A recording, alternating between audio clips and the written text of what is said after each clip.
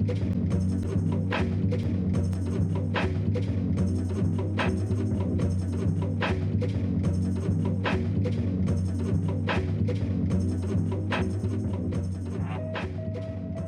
at the moment here primarily engaged in a project which is part of the MacArthur Foundation Digital Media Learning initiative, and particularly in our network called Connected Learning. I've just put up a random screenshot of the kinds of things that the Connected Learning and indeed the Digital Media Learning initiative is part of.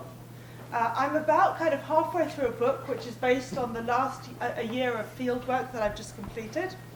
And probably the key word that I would emphasize in my 5 minutes is connections and disconnections, and particularly I'm kind of thinking about motivations for disconnection, in other words, positive disconnection, and as well as impediments to connection, which you might call negative disconnection.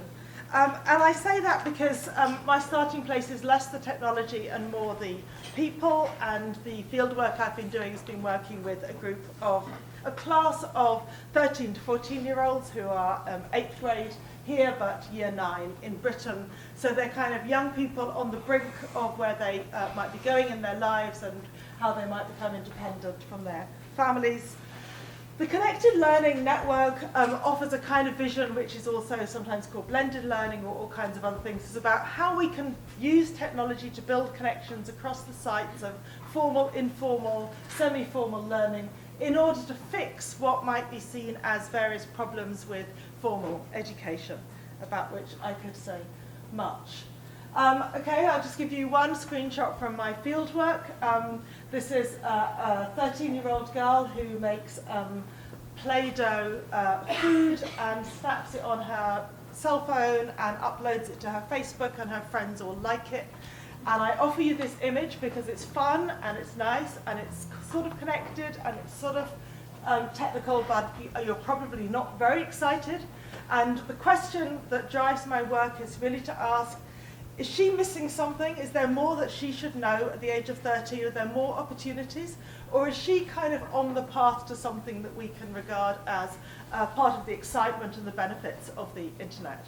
So is this hopeful, or is this a blind alley and we need better infrastructure around her so that she doesn't waste her time doing this? So my book is kind of picking up on some of the disappointment that I hear, because in the Connected Learning Initiative, I hear a lot of really exciting civic, creative, coding, resisting, hacking kinds of activities. And when I go into field work with regular kids in an ordinary neighborhood, I see some fun stuff, but I don't see many of those potentials being realized.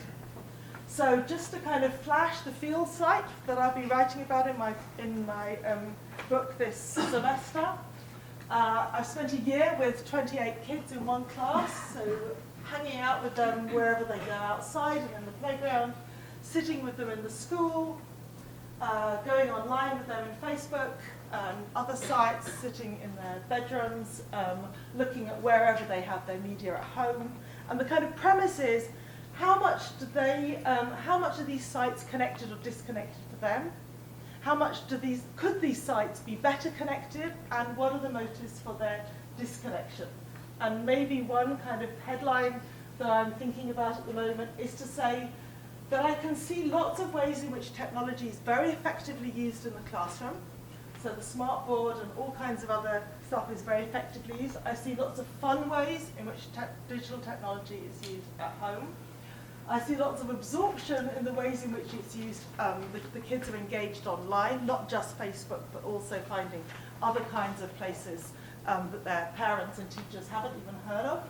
But I see very little use of technology to connect these different sites. And that's the premise of connected learning, that if we could kind of harness out-of-school learning better in school and so forth, there would be more benefits to the kids. And I don't see those sites that I was. How many minutes? Was that 5 minutes already? One more minute. Okay, just one example from the field work.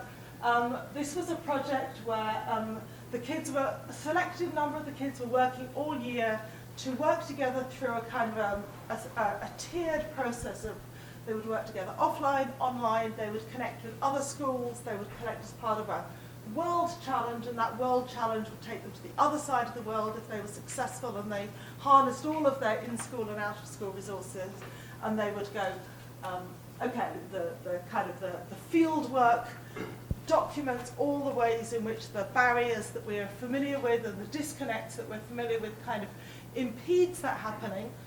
So they do get to achieve their world challenge, but they do it kind of without any of the technology. They do it by local fundraising, washing cars, helping neighbours and so forth, and they get their challenge. They do their global, they connect their spaces, they don't use the technology. And I'm really kind of puzzling about why that is, and one reason is that the risk agenda in the risk society that surrounds the ways in which the technology is being used in school, at home, anywhere else in these kids' lives is so profound that you can just see anxiety making everybody conservative and missing out all the opportunities that are. So this is just randomly what's around the school.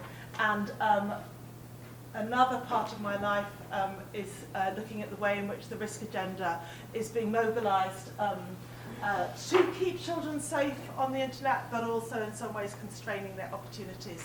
And I'm doing that work with UNICEF as I'll give a lecture here in a couple of weeks about. So I am kind of interested in the way in which risks are constraining opportunities, but also the ways in which kids don't always think about their opportunities in terms of connection. Sometimes they positively would like not to have their teachers, their parents and so forth in their bedroom on their screen. So there are positive interests at stake in disconnection.